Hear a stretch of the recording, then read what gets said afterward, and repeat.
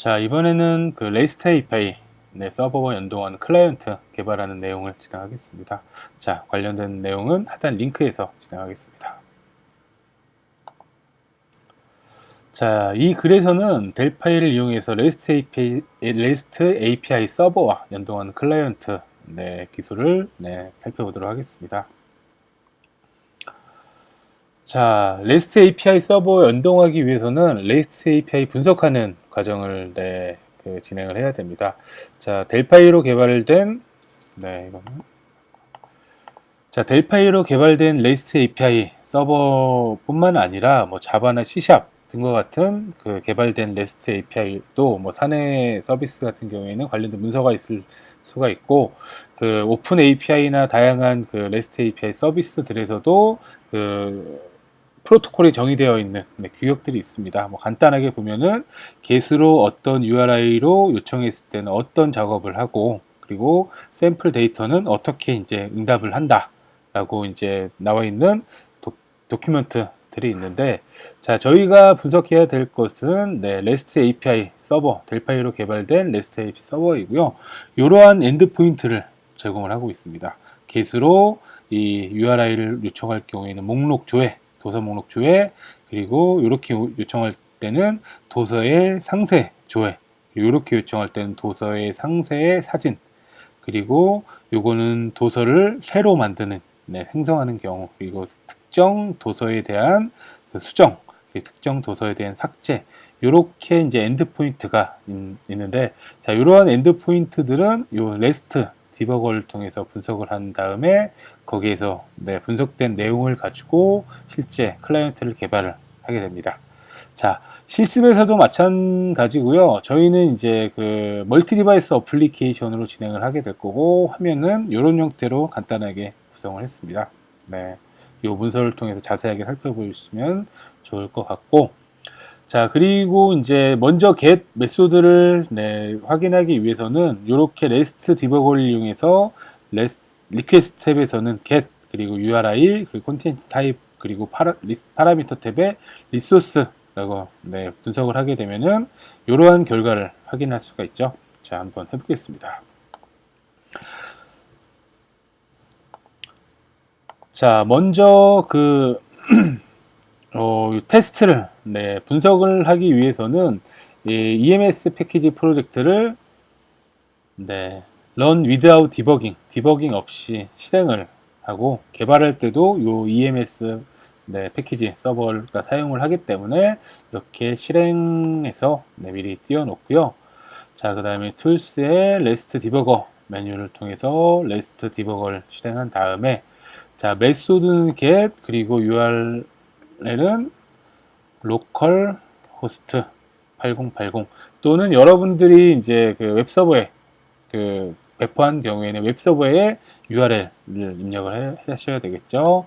그리고 컨텐츠 타입은 어플리케이션 JSON, 그리고 파라미터는 books라는 리소스로 입력을 한 다음에 send 리퀘스트 하면은 이 헤더에 대한 내용, 그리고 바디에 대한 내용 등이 오게 되는데, 자, 여러분들은 이 목록을 사용하기 위해서는 이 배열로 지정되어 있는 이 반복되는 데이터들을 사용을 하게 될 것입니다. 자, 이렇게 반복된 데이터를 사용하기 위해서는 JSON 루트 일러먼트에 이 books 속성에 이 books 하위에 있는 배열을 사용을 하겠다라고 JSON 루트 일러먼트를 적용한 다음에 엔터를 누르거나 어플라이 버튼을 누르게 되면은 이렇게 이 하위에 있는 항목들만 표시가 되고요. 이렇게 배열 형태로 반복되는 데이터인 경우에는 테이블라 데이터와 같이 이렇게 그 표 형태로 데이터를 확인할 수가 있습니다. 자, 이렇게 분석되어 있는 그 데이터들은 그 실제 프로젝트에서 사용을 하게 되고요. 이 copy 컴포넌트라는 버튼을 통해서 요 5개 클라이언트 리퀘스트 리스판스 데이터셋 어댑터, 그리고 메모리 테이블 총 5개의 컴포넌트를 클립보드로 복사를 할 수가 있습니다. 자, 이렇게 복사되어 있는 컴포넌트들은 이 그 델파이 폼에다가 이렇게 붙여넣기 해서 이렇게 사용을 할 수가 있는데, 자, 이러한 내용들은 자, REST 클라이언트의 베이스 URL에는 저희가 입력한 로컬호스트의 8080 포트와 같은 저희가 분석된 내용들이 모두 포함된 컴포넌트들이 이렇게 델파이 프로젝트에 붙여넣기 해서 바로 프로젝트를 이어갈 수가 있습니다. 자, 이렇게 한 과정들을 소개를 했고요. 이렇게 데이터 모듈에 붙여넣기 해서 이런 것들을 사용을 할 수가 있습니다. 각각의 역할을 간단하게 소개를 해드리면은, 자, REST 클라이언트 컴포넌트는 서버에 대한 기본 정보를 설정할 수 있는데 베이스 URL과 같은 대표적인 속성들이 있습니다. 자, 그리고 REST 리퀘스트 같은 경우 요청에 필요한 컴포넌트이고요. 이 클라이언트를 통해서 서버를 매핑을 하고, 그리고 어떤 메소드로 요청을 할지에 대한 메소드 종류, 그리고 어떤 리소스로 요청을 할지, 그리고 리소스에 포함되어 있는 파라미터를 값을 지정을 할 수가 있고, 응답받을 객체를 또 지정을 할 수가 있습니다. 자, 응답받을 객체에는 응답 데이터를 보관하는 용도가 REST 리스판스 컴포넌트이고요. 여기에는 응답받은 데이터와 응답받은 데이터에서 필요한 항목을 지정할 수 있는 루트 일러먼트 속성이 주요 속성이고요. 자, 그리고 REST 리스판스 데이터셋 어댑터 컴포넌트 같은 경우에는 이 REST 리스판스 데이터를 그 데이터셋으로 변환해주는 역할을 하게 됩니다. 자, 이때는 응답 데이터를 인 속성, 그리고 변환할 데이터셋을 지정하는 속성, 그리고 분석할 데이터 항목을 지정할 수 있는 루트 일러먼트 속성들이 있고, 이 데이터셋 중에서 메모리 테이블을 이용해서 이 메모리 테이블에 분석된 데이터를 담아서 활용하는 형태로 사용할 수가 있습니다. 자, 이렇게 붙여넣기 한 다음에는 이 REST 리퀘스트의 오른쪽 마우스 버튼을 눌러서 팝업 메뉴에서 Execute 메뉴를 실행하게 되면은 이 디자인 모드에서 서버와 접속해서 데이터를 가져올 수가 있습니다. 한번 해볼까요?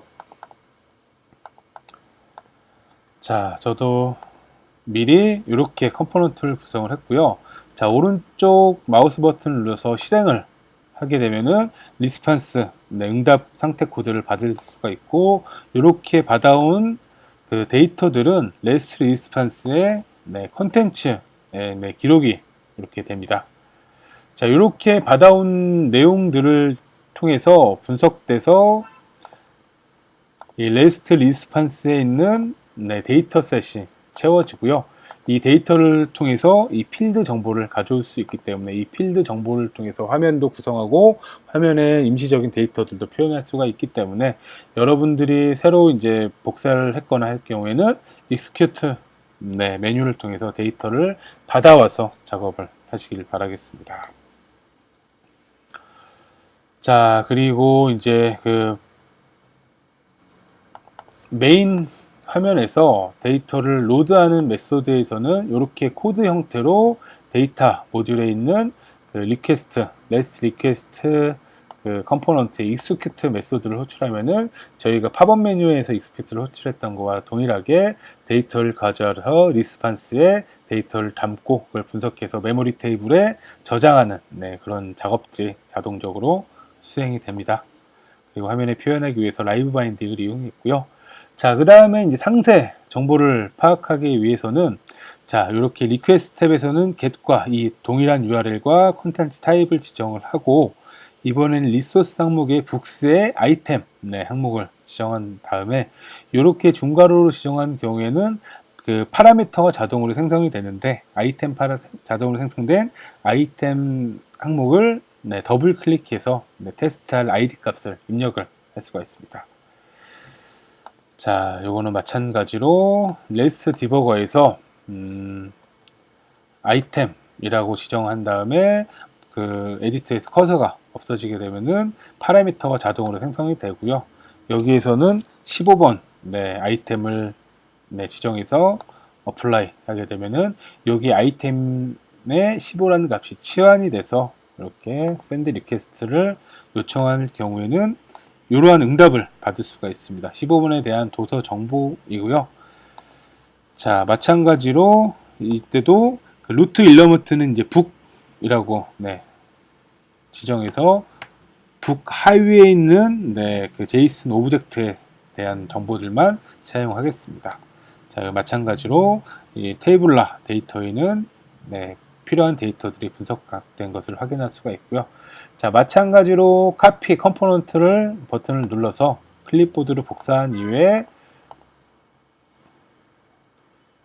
자, 데이터 모듈에 복사를 한 다음에 이때도 이 5가지의 컴포넌트가 복사가 되지만 이 서버에 대한 정보는 동일하기 때문에 이 REST 리퀘스트, REST 클라이언트 컴포넌트는 재사용하도록 하겠습니다.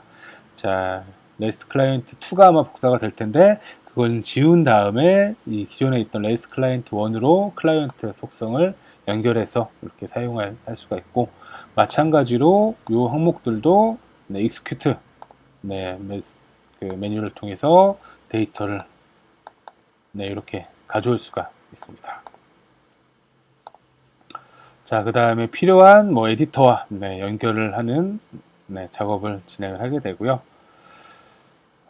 자, 그 다음에 이제 코드상에서는 어떤 그리드에 있는 셀을 변경을 할 때 거기에 있는 북 도서에 대한 시퀀스 번호를 가져와서 자, 디테일 정보를 요청하는 메소드로 호출을 했습니다. 자, 요때는 REST 리퀘스트 컴포넌트의 파라미터의 파람바이 네임의 아이템 항목에 이 시퀀스 정보를 입력한 다음에 자, 이번에는 비동기로 데이터를 조회를 했습니다. 왜냐하면 데이터 정보가 클 경우에는 비동기로 해야지 화면이 어느 현상이 줄어들기 때문에 비동기로 처리를 했고, 여기서는 이제 라이브 바인딩이 비동기로 그 화면을 그려줄 때는 좀 문제가 있을 수 있기 때문에 데이터 소스에 비활성화 시킨 다음에 비동기가 완료된 경우에 다시 활성화해서 화면에 갱신하는 형태로 구성을 했고요. 자, 그 다음에 로드 포토라는 이미지를 메소드를 통해서 이미지를 가져오는 내용도 구현을 했습니다. 자, 로드 포터라는 메소드에서는 저희가 이 2개의 이제 컴포넌트를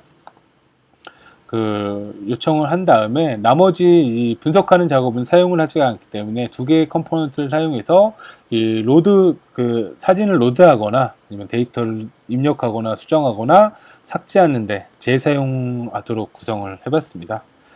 자, 그래서 이 REST 리퀘스트라는 공통 컴포넌트의 메소드를 get으로 쓰겠다.